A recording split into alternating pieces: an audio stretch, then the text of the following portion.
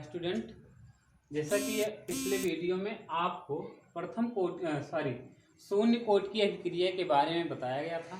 आज हम प्रथम कोटि की अभिक्रिया के बारे में पढ़ेंगे। प्रथम कोटि की अभिक्रिया क्या है, इसकी परिभाषा क्या है, लिखना चाहें हम, वह अभिक्रिया जिसमें दर अभिकारक की सांद्रता के एक घात के समानुपाती होता है, प्रथम कोटि की अभिक्रिया कहलाती है।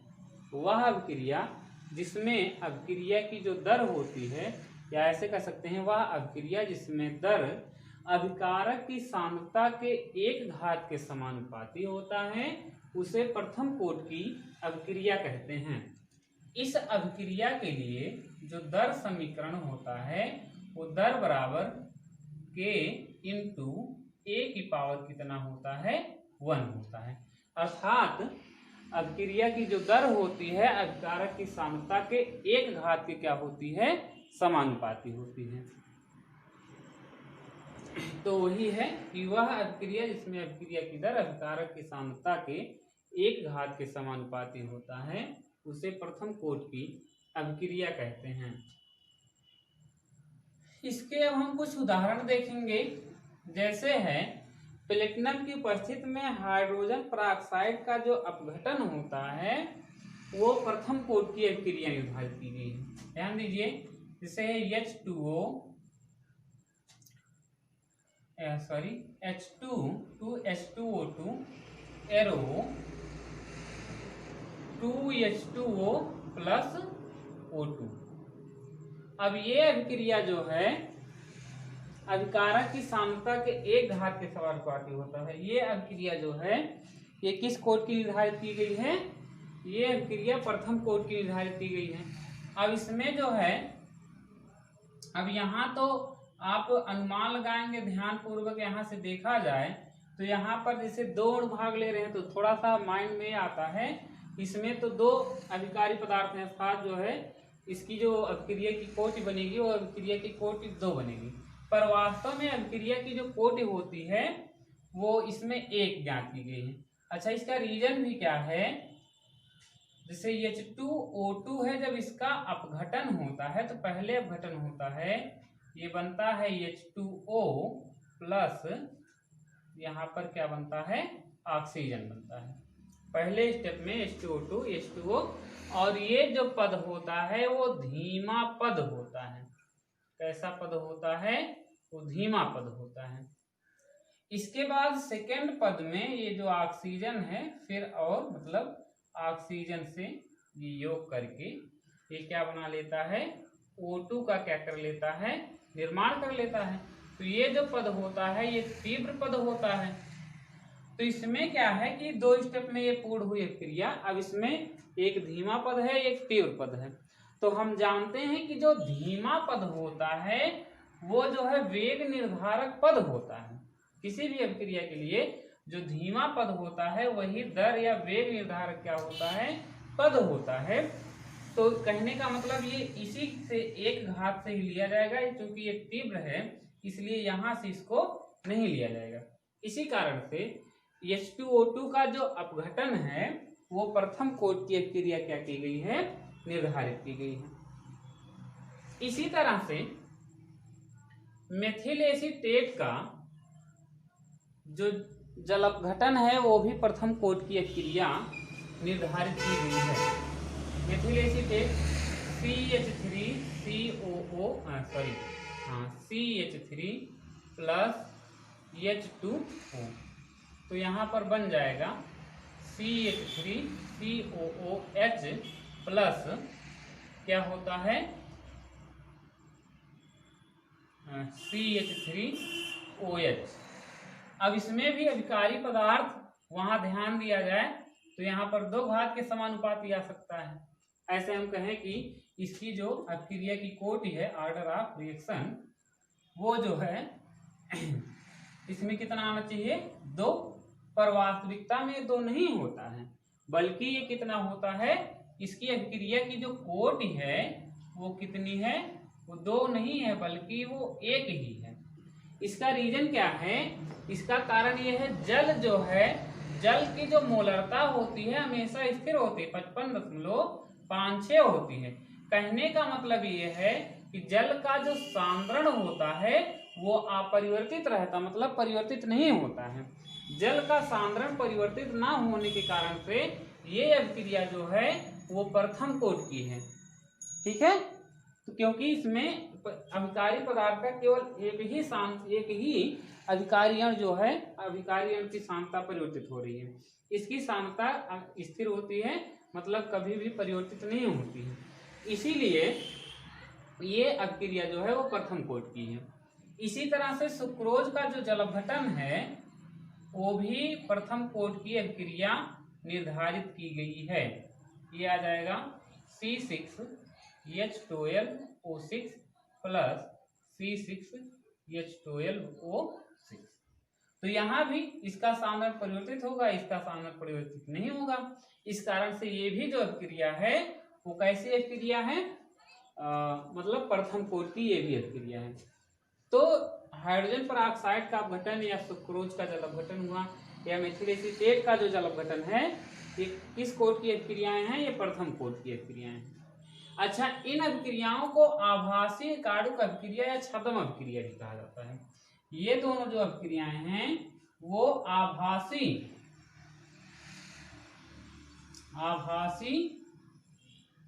एकार्डुक अभिक्रिया है। आभासी एकार्डुक अभिक्रिया या इसी को छद्म अभिक्रिया भी कहा जाता है। ये आभासी एकार्डुक अभिक्रिया है।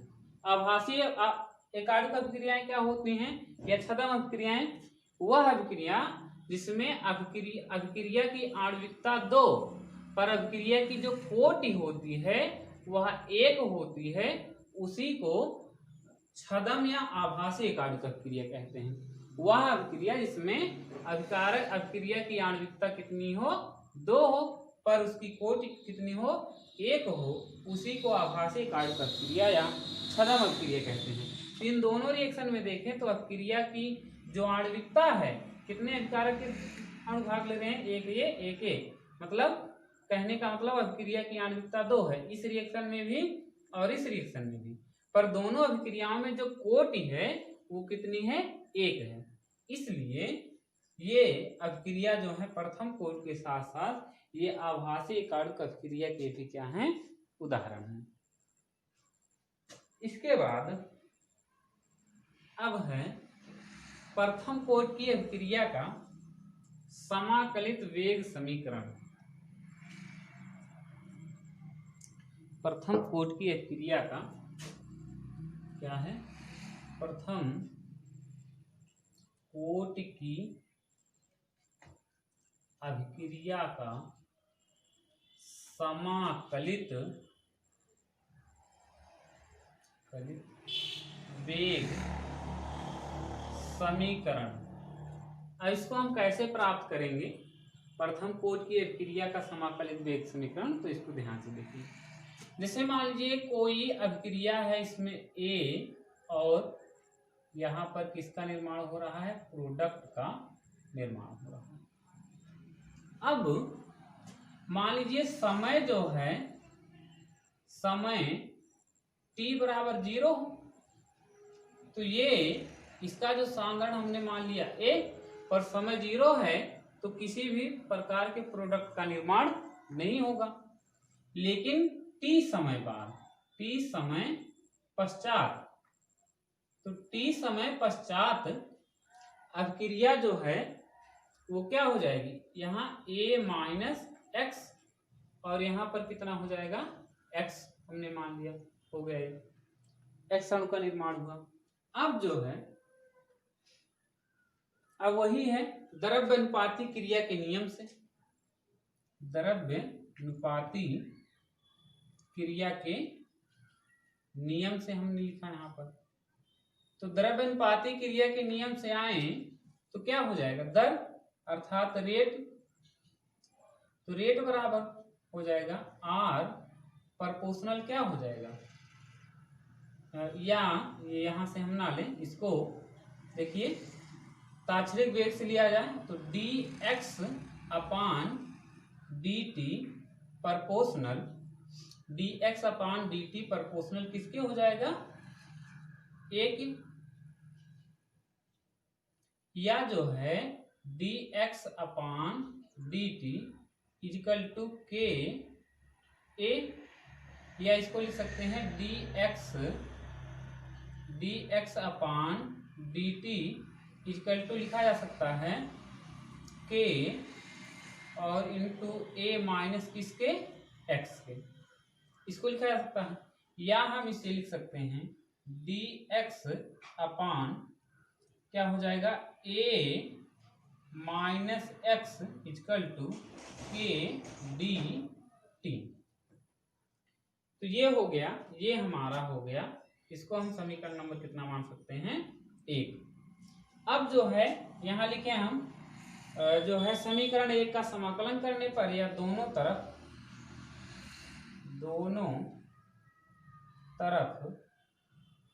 समाकलन करने पर, दोनों तरफ क्या करने पर, समाकलन करने पर, तो क्या होगा जब दोनों तरफ है, यदि हम समाकलन करें तो देखिए यहां पर हो जाएगा dx इंटीग्रेशन dx अपान क्या हो जाएगा dt इक्वल टू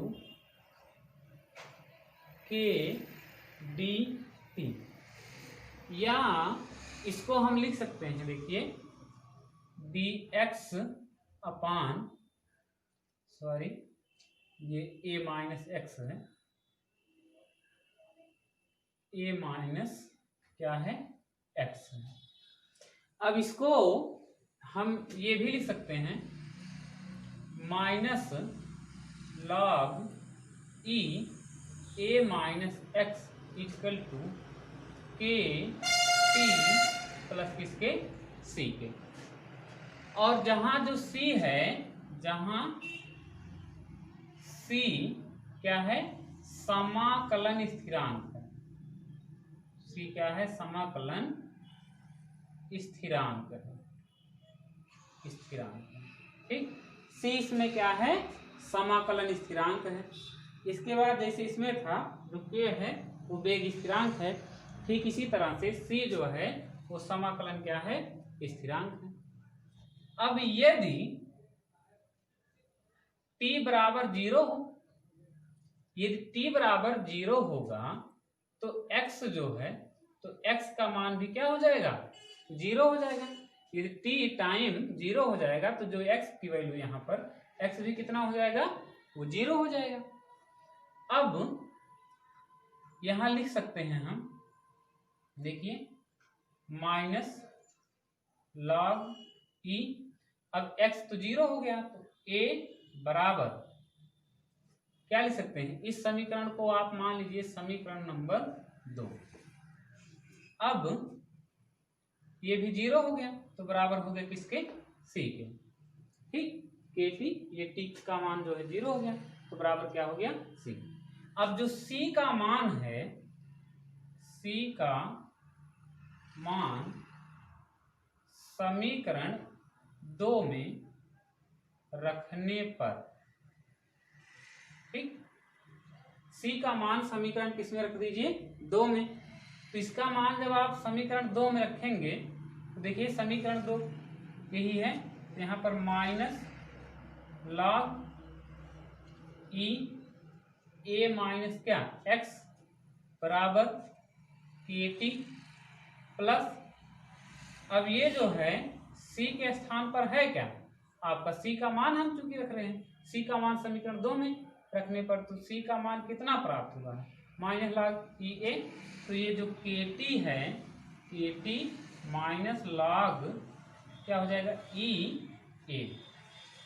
या इसको यदि हम लिखें तो हो जाएगा लॉग, पक्षांतर करेंगे, log E a minus log E a minus किसके, एक्स बराबर के टी हो जाएगा, ठीक।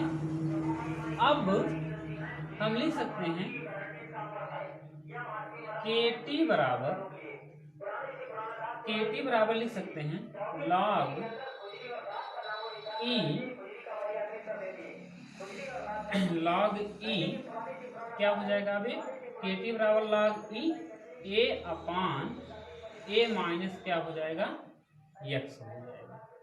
ठीक, क्या हो जाएगा के टी बराबर log ई ए अपान क्या हो जाएगा एक्स। अब चूंकि जो log, चूंकि यहाँ आप इसको ब्रैकेट में लिखिए, log ई बराबर होता है, वो होता है 2.303 log इसके 10 के।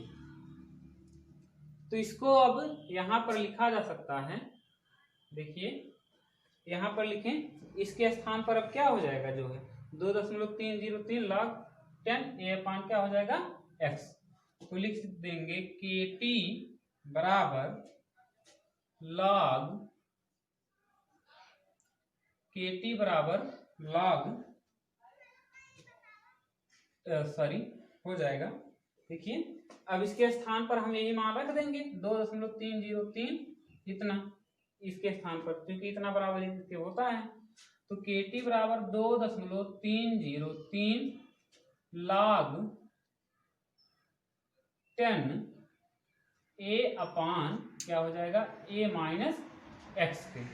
ठीक, के टी बराबर 2.303 log 10 ए अपान किसके एक्स के। या जो है इसको हम ये भी लिख सकते हैं के बराबर, अब टी इधर लेकर के चले जाएं, 2.303 बटा टी log 10 ए अपान ए माइनस एक्स। यही जो है प्रथम कोट की अभिक्रिया का समाकलित वेग क्या है समीकरण है। ठीक, के बराबर 2.303 अपान टी log 10 ए अपान ए माइनस एक्स जो है प्रथम कोट की अभिक्रिया का समाकलित क्या है वेग समीकरण है। या इसको हम लिख सकते हैं, ये भी लिखा जा सकता है टी बराबर 2.303 अपान के log 10 ए अपान ए माइनस किसके हो जाएगा ए। ठीक, तो ये समीकरण जो है प्रथम कोट की अभिक्रिया का समाकलित वेग समीकरण है। कैसे प्राप्त हुआ एक बार फिर से समझ लेंगे। देखिए मान लीजिए कोई अभिक्रिया है ए, उसके बाद प्रोडक्ट का निर्माण हो रहा है, तो हम टी समय, तो ये इसकी जो सांद्रता होगी वो ए, पर यहाँ पर हम मान रहे हैं कितने, क्योंकि समय 0 है तो यहाँ किसी उत्पाद का निर्माण होगा नहीं। तो जब कुछ टाइम बीतेगा तो जाहिर सी बात है कि जो है जो अभिकारक होगा, अभिकारक कुछ कम होगा, तो ए माइनस एक्स हो गया, यहाँ पर एक्स का निर्माण हो गया। अब द्रव्य अनुपाती क्रिया के नियम से ताक्षणिक वेग के अनुसार लिखा जाएगा dx upon dt proportional a के। अब dx बाई dt के a, या जो है a का मान a के स्थान पर आप इसको लिख सकते हैं, जो आपका t समय पश्चात, या यहाँ पर लिखे t समय बाद, तो उससे कोई दिक्कत नहीं है। तो dx upon dt equal to k a minus x के, या dx, अब इसको हम जो है dx upon dt dx upon a minus x equal क्या लिख सकते हैं के dt। अब दोनों तरफ जो है समाकलन करेंगे, दोनों तरफ से जब समाकलन करेंगे तो इतना आ जाएगा, फिर इसके बाद ये हो जाएगा log e minus a minus x equal to k t plus c के, जहां पर सी क्या है समाकलन स्थिरांक है। अब इसमें जो है क्योंकि यदि टाइम 0 हो, यदि समय शून्य होगा, तो जो यहाँ इसका निर्माण होगा वो x जो होगा, x का निर्माण क्या होगा शून्य हो जाएगा। तो ये t 0 होगा तो x भी 0 हो जाएगा। तो मतलब जब टाइम ही नहीं रहेगा प्रोडक्ट का निर्माण नहीं होगा। तो माइनस log ई ए बराबर किसके c के। तो यही जो c का मान आपको यहाँ पर मिला हुआ है, इसी c के मान को आप समीकरण 2 में रख दीजिए। जब इसमें रखेंगे तो देखिए minus log e a minus x बराबर के टी माइनस log ई ए। इसको जब आप पक्षांतर करेंगे माइनस में है तो यहाँ पर प्लस में हो जाएगा, minus log e a minus x equal to k t. अब के टी बराबर log ई ए अपान ए माइनस किसके हो जाएगा एक्स के। अब चूंकि log ई बराबर होता है 2.303 log इसके log से 10 के होता है, तो यहाँ अब इसके स्थान पे log ई के स्थान पर 2.303 लिख सकते हैं। तो के टी बराबर 2.303 log 10 ए अपान एक्स माइनस एक्स। अब टी को हम यहाँ पर ले जाएंगे, क्योंकि यहाँ पर ये जो टी है ये गुणे के रूप में है, बराबर उधर जाएगा भाग के रूप में हो जाएगा। तो हो जाएगा 2.303 बटा T log 10 a/a minus x. तो यही जो समीकरण है वो प्रथम कोटि की अभिक्रिया का समाकलित वेग समीकरण है। तो अब ये हमारा हो गया ये प्रथम कोटि की अभिक्रिया का समाकलित वेग समीकरण। अब जो है हम अर्ध आयु के बारे में पढ़ेंगे। अर्ध आयु क्या होता है इसको देखिए। अर्ध आयु हाफ लाइफ। अर्ध आयु किसी रासायनिक अभिक्रिया के लिए वह निश्चित समय जिसमें अभिकारक की मात्रा आधी उत्पाद में बदल जाती है अर्ध आयु कहलाता है। किसी रासायनिक अभिक्रिया के लिए वह निश्चित समय जिसमें अभिकारक की मात्रा आधी उत्पाद में बदल जाती है उसे अर्ध आयु कहते हैं। इसे टी हाफ से प्रदर्शित किया जाता है। ठीक है, तो वह किसी रासायनिक अभिक्रिया के लिए वह निश्चित समय जिसमें अभिकारक की मात्रा आधी उत्पाद में बदल जाती है उसे अर्धायु कहते हैं। इसे टी हाफ से प्रदर्शित किया जाता है। अब वेग स्थिरांक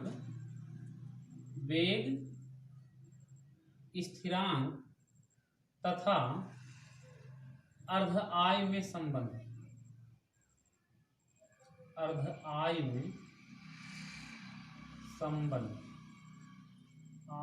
संबंध। ठीक, हम यहां वेग स्थिरांक और अर्ध आयु में संबंध ज्ञात करेंगे। अब देखिए जैसे मान लीजिए ए एरो हो गया, क्या प्रोडक्ट हो गया, तो समय मतलब 0 रहा तो ये जो है ए बना, ये 0 बना। ये जो है टी समय पश्चात अर्धायु मतलब टी समय पश्चात होगा तो हम मान लेते हैं इसकी मात्रा कितनी a/2 हुई। तो प्रोडक्ट जो बना वो कितना हो गया a/2 हो गया। अब जो है ये जो मान है ये मान जो आपका प्रथम कोटि की अभिक्रिया के लिए आया है उसी में रखने पर, समझ रहे हैं ना। ये जो मान है कहने का मतलब इसके लिए आप क्या करेंगे। इसके लिए देखिए होता है जैसे रेट यहाँ पर आप लिखेंगे तो हो जाएगा प्रोपोर्शनल किसके ए के हो जाएगा, या जो है आर dx/dt से लिखा जाएगा इसको dx/ क्या हो गया dt प्रोपोर्शनल किसके ए के, या जो है dx/dt इक्वल टू हो गया के ए के। ठीक, या यहाँ जो मान आ रहा है वो आ रहा है a/2 के a/ किसके 2 के आ रहा है। तो ये जो हमारा मान प्राप्त हुआ है इस मान को हम प्रथम कोटि की अभिक्रिया के समाकलित वेग समीकरण में क्या कर दें रख दें।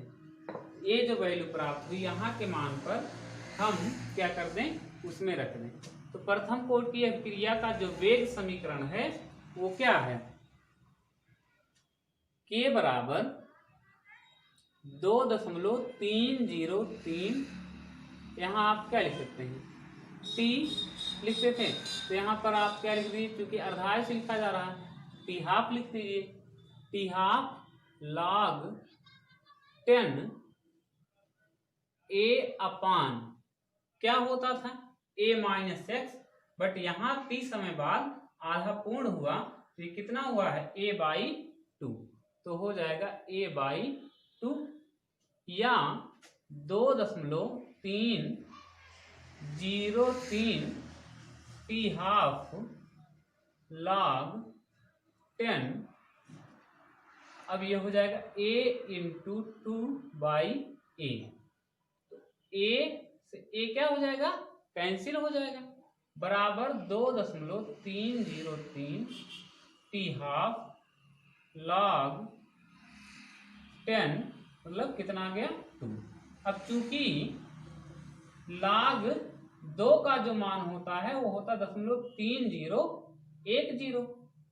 log 2 का मान कितना होता है 0.3010, तो बराबर हो जाएगा k बराबर 2.3003 गुणे, यहाँ log 2 का मान कितना आ गया 0.3010, 0.3010 बटा क्या हो जाएगा t हाफ, या जो है ये मल्टीप्लाई करने पर आता है 0.6932 अपान t हाफ।